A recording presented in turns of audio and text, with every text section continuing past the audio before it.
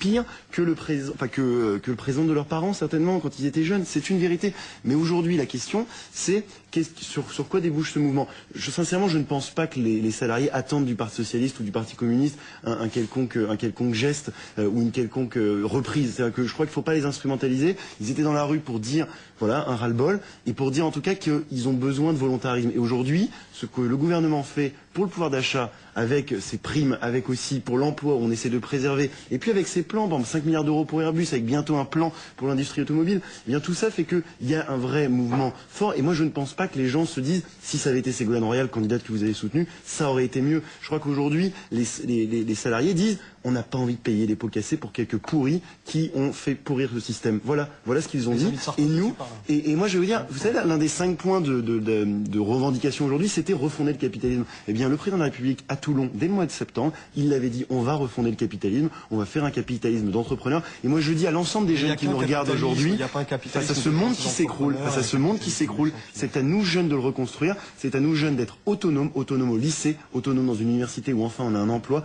autonomes face au logement. Voilà ma vision de la jeunesse. C'est pour ça que les jeunes sont dans la rue, les jeunes justement veulent construire, et l'UMP, les jeunes UMP passent leur temps à nier les mobilisations, donc on peut pas dire ça d'un côté et puis en même temps faire comme Sarkozy, y compris envoyer ces jeunes devant les juges ou à coup de matraque les empêcher de manifester. Donc les jeunes qui sont dans la rue veulent construire leur avenir. Mais la question essentielle qu'on pose, c'est que tu dis aujourd'hui, les jeunes d'aujourd'hui vivent moins bien que ceux de leurs parents, mais quelles sont les politiques qui ont conduit à ça? C'est que depuis des années, c'est bien des politiques qui ont un nom, c'est des politiques ultra-libérales, c'est l'orientation européenne de la libre concurrence, c'est la marchandisation de tous les services publics, donc c'est toutes ces politiques-là qui nous ont mené à la catastrophe d'aujourd'hui. Donc le discours de Sarkozy sur on va moraliser le capitalisme, il n'y a pas d'un côté un gentil capitalisme entrepreneurial et de l'autre côté un méchant capitalisme financier. Il n'y a qu'un seul capitalisme, il est nauséabond aujourd'hui, on voit bien ses conséquences. Donc il faut des mesures fortes, concrètes. La balle est dans le camp de Sarkozy aujourd'hui. Et dernièrement, qu'est-ce qu'il propose aujourd'hui Sarkozy pour les jeunes? On le sait, les jeunes aujourd'hui sont les plus touchés d'une manière générale par le chômage, mais encore plus en période de crise financière, puisque ceux qui occupent les emplois intérimaires, les CDD, les contrats précaires.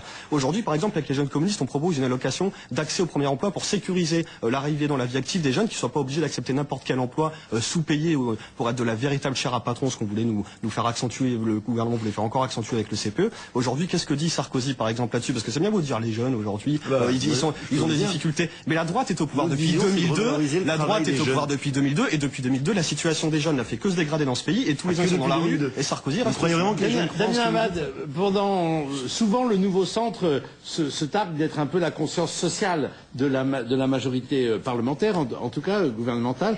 Sur ça, vous avez des propositions ou des mesures spécifiques qui vous distinguent de vos collègues de l'UMP, des jeunes populaires?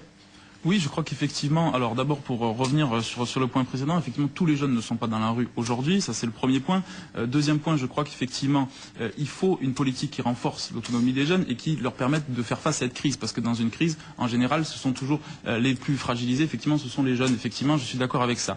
Et je pense que en matière de logement, en matière d'emploi, en matière également... La loi Boutin qui fait voler la SRU. Alors excusez-moi, mais en matière de logement, si vous voulez qu'on parle de contradiction en matière de logement, je vous prends simplement un exemple. Vous avez annoncé un plan de relance il n'y a pas tellement longtemps, alors un peu tardivement quand même, vous en conviendrez, mais simplement un plan de relance, simplement où vous dites on supprime le paquet fiscal. Je vous rappelle simplement que dans le paquet fiscal il y a quand même une mesure qui est un crédit d'impôt sur les intérêts d'emprunt pour ceux qui accèdent à la propriété. Donc je veux bien qu'on soutienne d'un côté une politique de logement, mais après qu'on supprime un crédit d'impôt, mais en même temps chez les socialistes ce ne sera pas, et ni les communistes, ce ne sera pas la première des contradictions. Premier élément. Deuxième élément, je crois effectivement, et c'est pour ça que le Haut Commissariat à la jeunesse, et j'espère que ça ne sera pas qu'un gadget, parce que c'est fondamental. Il faut remettre effectivement les jeunes dans la vie politique et surtout se réintéresser à eux. Et moi, écoutez, puisqu'on est président des jeunes, on est 5 aujourd'hui, est-ce qu'on ne pourrait pas, au moins, même à plusieurs, moi j'ai une idée, c'est simplement proposons à nos députés une proposition de loi qui soit sur l'autonomie des jeunes, une proposition de loi qui renferme 5-6 mesures fortes, parce que vous parlez de mesures concrètes.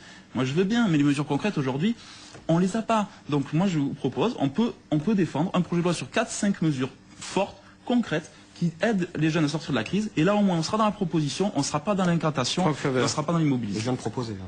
Franck Favre. Je pense que cette mobilisation déjà est une grosse mobilisation, voilà, comme on l'a vu, comme les chiffres laissent entendre.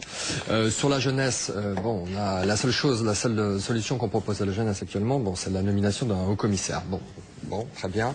Voilà, c'est les solutions que ce gouvernement propose pour le moment. Bon, je suis très pragmatique, disons, on va voir. Alors on va voir ce que Martin Lich nous propose. Il y a des grandes questions. On a parlé du logement, le logement est jeune. Bah, proposons-lui. Faisons des propositions. C'est très bien que voilà, je suis tout à fait pragmatique et pas du tout sectaire. Moi, je pense que d'abord, le Martin Lich, il y a quand même 150 millions d'euros d'expérimentation qui vont être lancés dans le courant de l'année 2009. Demain, et vous devriez être heureux, pour la première fois depuis 18 ans. Et 2009 moins 18 ans, je crois que ça fait, 91, je crois que c'est un peu la gauche qui était au pouvoir. Pour la première fois depuis 18 ans, on aura un comité interministériel sur la jeunesse qui va se réunir. Alors ne dites pas gauche ou droite, là-dessus on est dans une logique, non mais on va prendre des décisions et on va enfin avoir une vision pour la jeunesse. Et puis en parlant du paquet fiscal, je pense qu'il y a un truc qui est très très important, c'est que si vous regardez la presse aujourd'hui, un rapport montre qu'il y a 5 millions de salariés qui ont fait des heures supplémentaires. Ça a représenté pour eux 150 € à 200 € de pouvoir d'achat en plus par mois. Je pense moi je vais est-ce que je peux terminer Antoine Étonnet, est-ce que je peux terminer? Moi je terminerai juste en disant que ma vision de la jeunesse, c'est une jeunesse où aussi le travail étudiant est revalorisé. Antoine Étonnet. Si on travaille moins, le spectacle que vous offrez, il est indécent. Parce que on a des millions. Non. Personne n'y croit. On a des millions de personnes qui sont mobilisées aujourd'hui pour manifester et elles n'attendent pas qu'on leur dise oui, on a compris, vous êtes inquiets pour la crise, vous avez surtout pas manifesté contre Sarkozy, vous avez manifesté contre la crise. C'est déjà un petit peu les prendre pour des imbéciles. C'est déjà un petit peu les prendre pour des imbéciles que de faire ça. Leurs angoisses, elles ne concernent pas seulement l'avenir, elles concernent la fin du mois, elles concernent leur consommation, elles concernent leur pouvoir d'achat. C'est comment je paye mon crédit pour ma voiture, comment je paye mon crédit pour ma maison et comment l'État ou le gouvernement peut aider. Eh bien nous, au Parti Socialiste, très bien, nous au Parti Socialiste, on a bossé sur un plan de relance. Deux mesures phares là-dessus. Deux mesures phares. Eh ben nous on propose de baisser la TVA de 2 points. On propose pour relancer la consommation.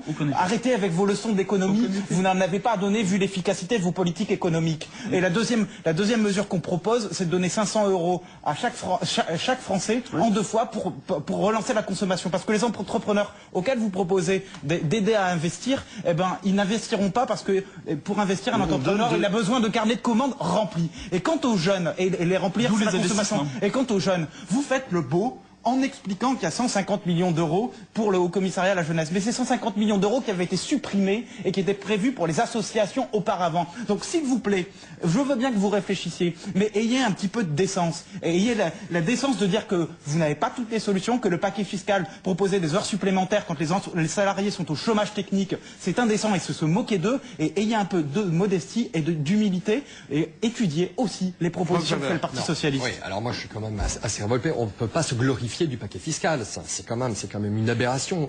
L'injustice de cette mesure phare, enfin, pour moi c'est franchement scandaleux. Comment à l'heure où les dépenses publiques sont au plus faibles, ou l'heure où il y a des gens qui galèrent pour bouffer à la fin du mois, comment on peut une partie 5 millions de Français qui désormais font des heures supplémentaires. Vous leur dites quoi? Et tu dis quoi aux gens aisés qui c'est bien connu en France que c'est les plus riches qui font des heures supplémentaires, ça c'est super connu. Moi ce que je dis c'est qu'aux Français, gens qui sont dans la rue. Ce que je leur dis c'est que notre politique c'est une politique volontariste et que c'est pas en donnant 500 €. Vous savez ce que vous faites en donnant 500 € comme ça? Nous déjà on donne 200 € à 4 millions de Français pauvres et qui vont bientôt avoir le RSA. C'est exactement le problème de votre gouvernement. Tu vois, vous n'écoutez jamais.